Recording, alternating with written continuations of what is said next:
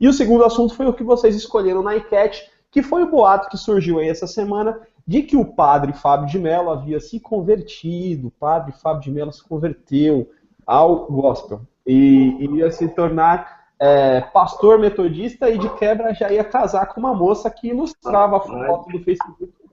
Converteram o cara e casaram de uma vez só, tudo junto. De uma vez só, velho. E o post lá de uma igreja, e era um post de uma igreja, Assembleia de Deus, blá blá blá, que eu não sei, eu não lembro o nome agora e nem vou falar o nome porque eu não quero.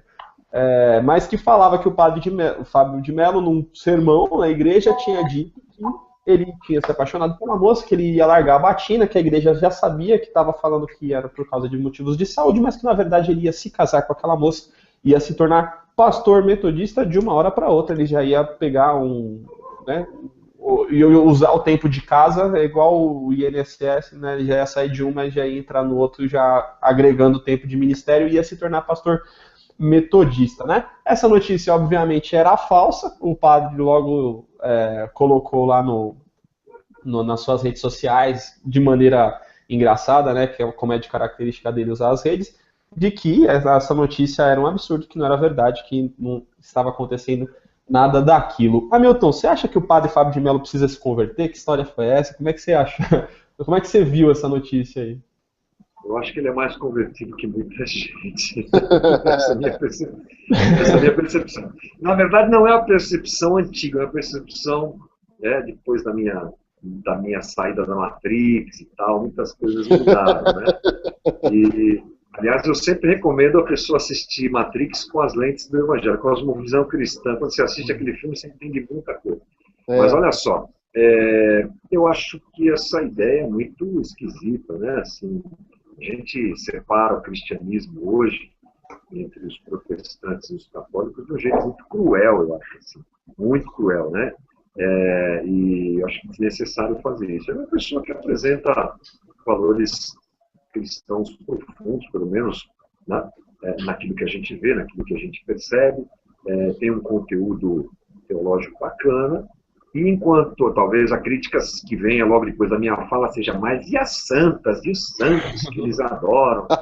Poxa, nós temos tantos santos, a diferença é que os deles já morreram, os nossos estão vivos ainda, né? Andando por aí, na igreja, né? Então fica muito complicado, e aproveitaram da imagem dele, eu creio, né?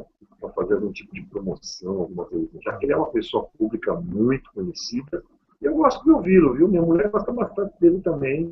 É um cara que tem um conteúdo bacana, fala umas coisas legais. Eu não sei se ele precisa se converter, não. Acho que tem outras pessoas que precisam se converter. Por exemplo, os administradores dessa página dessa igreja. Acho que eles podiam se converter, ver algumas coisas do Fábio de Mello e aprender. Ô, Lucas, como é que você viu isso partindo de uma igreja, assim, cara? Eu olhei o perfil da igreja agora há pouco e não achei a postagem, não sei se é mais antiga ou se eles apagaram, tiveram pelo menos a hombridade, ou não, né, de tiraram, já conseguiram a mídia que eles queriam. Mas como é que você vê isso? Uma igreja utilizando disso, de um post mal escrito, uma notícia estapafúrdia, ridícula, é para se promover, é de alguma forma envergonhar o evangelho, ou é só pra gente dar risada? Como é que você acha que é isso aí?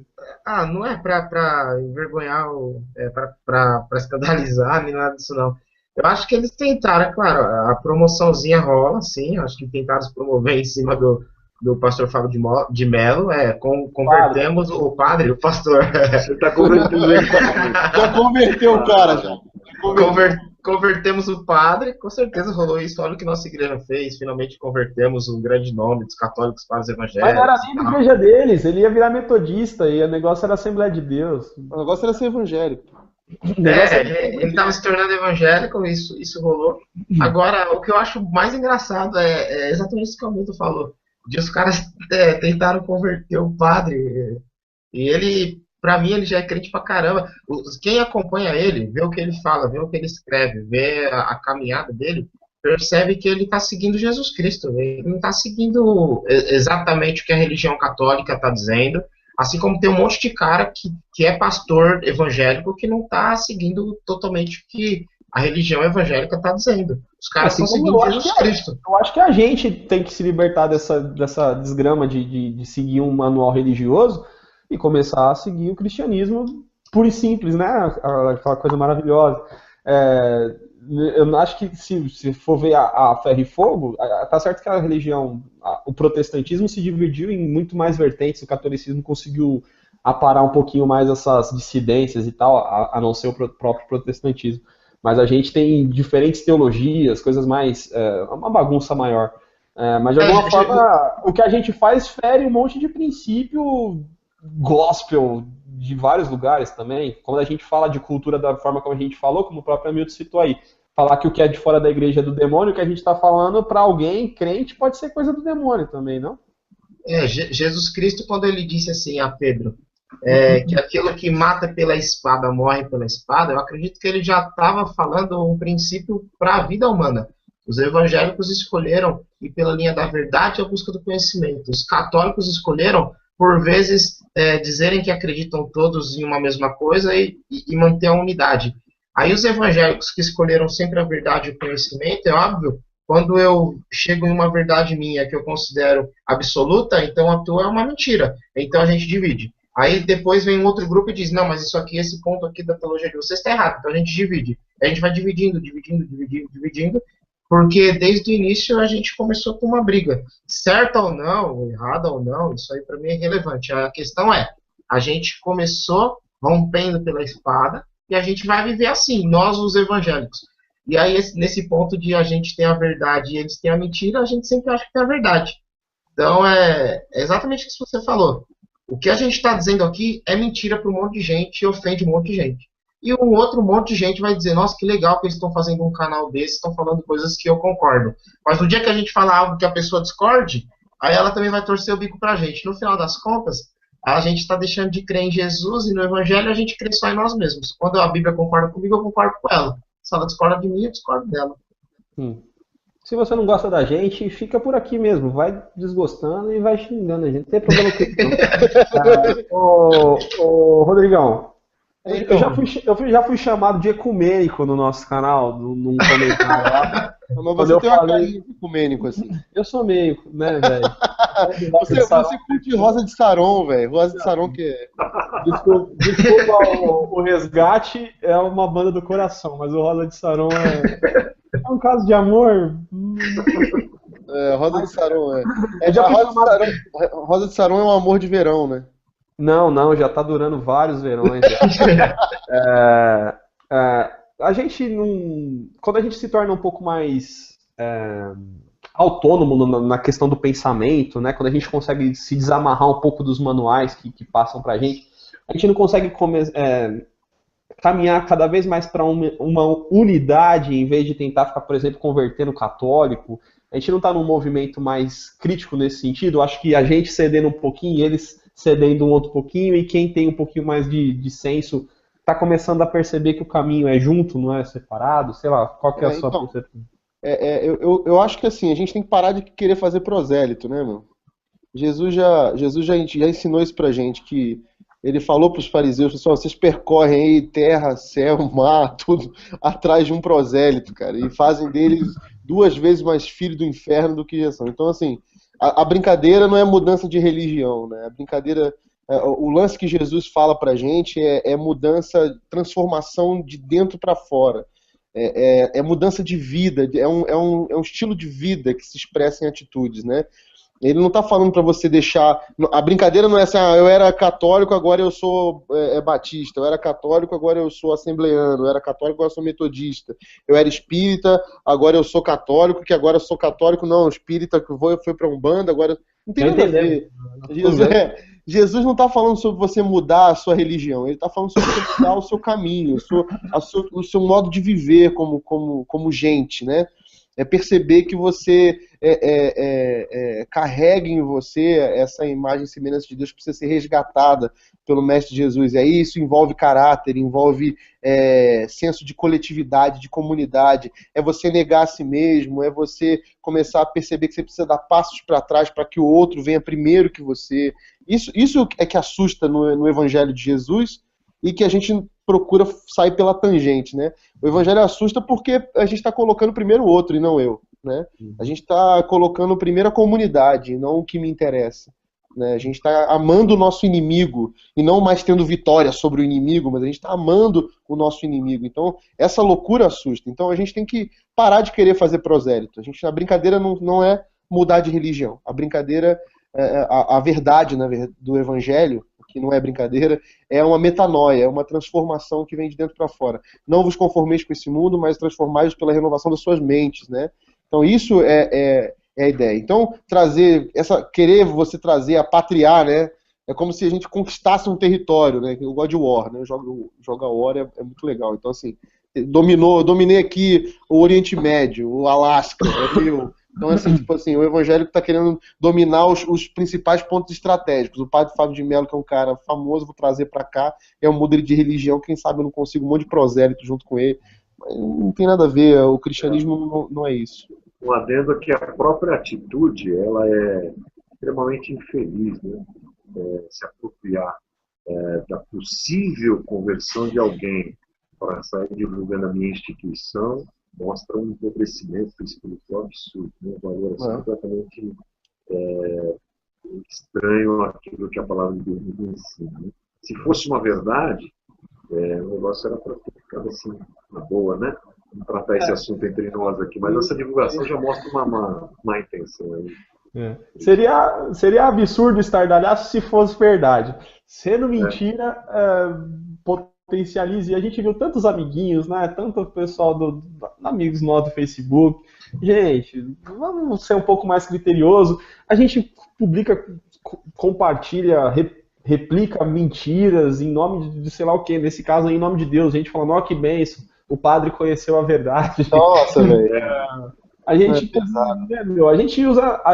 tá entrando no esquema, as redes sociais é tão fácil você disseminar informação que a gente se empolga com uma coisa e fala, nossa, olha, aconteceu o padre Fábio de Mello. Uma pessoa minimamente crítica ia saber que se o padre Fábio de Mello fosse se casar, não ia ser com aquela moça, que o cara deve ter 1 bilhão de mulheres, ele poderia montar um harém. Se ele se tornasse islâmico... Ele não está na mesma situação do Lucas, então, não é o caso. O padre, ele é monstro, se ele quisesse... Ele escolhe, assim. Tá. Que é isso? Inclusive, Hernani, eu queria deixar aqui uma dica do padre Fábio de Mello direto pro Lucas, tá bom? Olha aqui, tá aqui, ó. Tempo de espera, padre Fábio de Mello. O padre faz tempo de espera e foi uma foto super sensual, assim, né? Mas não quer esperar, não, quer ir em cima do padre. Quando eu arrumar a namorada, eu vou cantar Sabor de Mel aqui, ó. Eu acho que a gente tinha que fazer um esqueminha Sabor de Mel ser um áudio de entrada do nosso. Enquanto você não arruma namorada, você canta 10 para 6, tá bom? Eu não sei. Mas é isso, né? Eu acho que é absurdo. Vocês já foram vítima de alguma mentira cabeluda, ou Hamilton? O resgate, alguma coisa assim? Alguma coisa que disseram que vocês disseram e não disseram? Não. Eu acho que a maior situação desse tipo foi aquilo que eu citei agora há pouco, né? Umas inverdades assim, quando a gente se desligou lá da Renascer, mas de forma geral não temos nenhum problema quanto a isso. Mas deve ser bem doloroso, né? Porque calúnia é uma coisa... Eu acho que o pessoal ficou esperando para saber qual denominação o resgate ia se filiar agora para a gente comemorar. Nossa, o resgate se converteu! Agora vem pra cá, vem pra nossa igreja. Aí eles foram e montaram a deles, é melhor. Eu já estava esperando. Era mais fácil, né? Já era mais fácil. Mas é uma decisão difícil também, não é, Hamilton? Porque parte disso que aconteceu com vocês, ou disso que aconteceu com uma igreja tentando converter o Padre de Mello, Fábio de Mello, tem uma questão da institucionalização de algo que a gente sempre não quer institucionalizar, né? De alguma forma a gente precisa das instituições, mas eu senti em vocês, até de forma relutante, quando começaram a Casa da Rocha. Eu fui em alguns dos primeiros cultos, estive lá no centro, lá, na rua Galvão Bueno, não era lá no negócio de trabalhadores? Isso, no sindicato. E tinha um sentimento de libertação mesmo, assim, você sentia que as pessoas estavam e tal, e de alguma forma isso atraiu para as pessoas, mas eu sentia de vocês, não sei se eu estou errado, um receio de institucionalizar algo que estava acontecendo com vocês, que era justamente a tentativa de sair de uma instituição? Ou era uma impressão minha? Como é que você percebe isso? Não, foi uma transição bem difícil, porque essa transição não foi simples, foi complexa, familiarmente, pessoalmente, e todos os traumas que nós carregamos, a gente tem medo de replicar isso, né? Vamos tentar fugir disso de qualquer maneira, mas é muito complexo, porque a instituição ela tem que existir, não tem como. O detalhe é que ela deve servir o organismo. A organização não pode prevalecer. A organização é só um instrumento para servir o organismo. Agora, no começo, até isso se enquadrar na nossa cabeça e no nosso jeito de agir, demorou mesmo. Algumas coisas nós não sabíamos muito bem para onde ir, como fazer. Foi tudo muito rápido, muito grande, muita gente veio atrás de nós, né? A figura do Zé, muito conhecida aqui em São Paulo, aquela coisa toda. E todo mundo querendo saber o que é que vai acontecer, né? O que esses caras vão fazer, né? Vão montar um renascido, sei lá que coisa vão fazer. Mil renascer. Aquela coisa assim, né? Renascer renovado, sei lá. Assim. Aí, puxa vida, a gente volta, entra numa ideia reformada, pezinho no chão, tudo tranquilo. Muita gente, inclusive, se frustrou. Mas foi um momento de decisão difícil, porque a gente não sabia muitas vezes como nos comportar. Hoje a coisa está mais estabilizada, as nossas igrejas, né, são independentes, elas têm uma aliança teológica, uma aliança ministerial, de caminhada, mas somos comunidades independentes, cada um toca a sua comunidade, o que achar melhor, que Deus dirige, né? E estamos bem, estamos felizes, caminhando. Mas é uma transição difícil que você tem sempre que dar atenção a isso. A organização não pode ser maior do que o organismo jamais. Fala, Lucas. Milton, vou falar um testemunho pessoal aqui, já emendar uma pergunta. Teve uma vez eu estava saindo de um curso, eu buscava minha mãe na universidade, ali em Guarulhos. E aí eu tenho essa mania assim, quando eu estou parado assim, perto de alguma igreja, eu vejo que está rolando um culto assim, pequeno, eu gosto desses cultos menores, assim. Eu vou e entro. E aí eu estacionei o carro, e aí vi que estava tendo, não era bem um culto, mas vi que tinha uma igreja, e alguém estava dando uma aula ali e tal, e tinha umas 30 pessoas. Aí eu entrei. Aí quando eu entrei, aí eu vi que era você falando. Eu falei, oxe, é o Hamilton da Resgate? Aí eu fiquei olhando, aí eu saí de novo, aí fui olhar a placa Casa da Rocha, falei, pô, ele mesmo. Aí eu fiquei lá, e aí o pouco tempo que eu vi, eu percebi que você estava você estava dando uma aula, desconstruindo algo na cabeça daquelas pessoas que estavam ali, provavelmente é gente que veio com você da Renascer. Isso faz mais ou menos uns 2 anos e meio, 3 anos. Você estava desconstruindo uma ideia e tentando colocar uma nova ideia, uma nova teologia para aquelas pessoas que estavam ali. Eu lembro até que você estava dizendo algo parecido com, não, você não pode, pô, eu determino, eu profetizo e tal, a gente tem que orar a Deus todo. E as pessoas falavam, mas quando eu falo eu determino, eu quero dizer, Deus, por favor, faz isso, faz aquilo. E aí você, não, mas talvez não seja bem isso que a gente tem que falar. Como foi esse processo das pessoas que seguiram vocês, esse processo de vocês de reformar essa teologia que já veio na cabeça delas? Como é que foi esse processo para você, pessoalmente? Olha, eu quero dizer que primeiro eu tive e tenho reformado a minha concepção, né?